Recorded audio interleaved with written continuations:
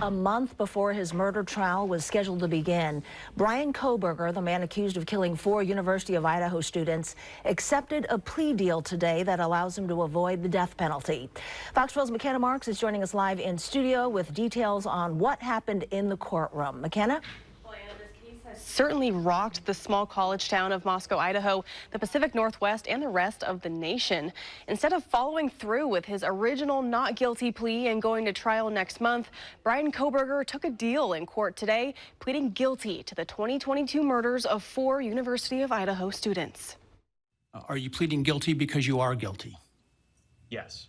In a shocking turn of events, Bryan Kohberger, the man who killed 4 college students at their home in Moscow, Idaho, pleaded guilty in court on Wednesday.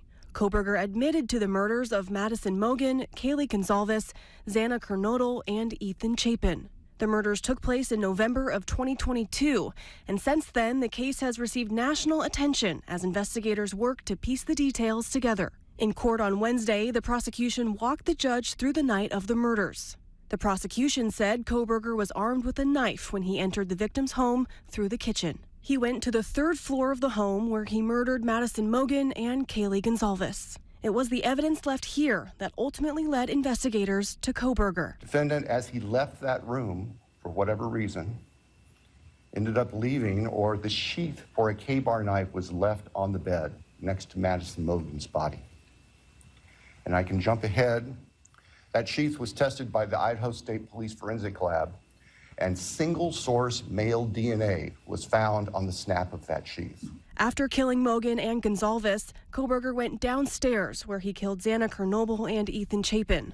Each victim died from multiple stab wounds. The plea deal has brought closure to some of the victims' families. The attorney representing Mogen's family shared a statement from her father and stepmother after Wednesday's hearing. We support the plea agreement 100%. While we know there are some who do not support it, we ask that they respect our belief that this is the best outcome possible for the victims, their families, and the state of Idaho.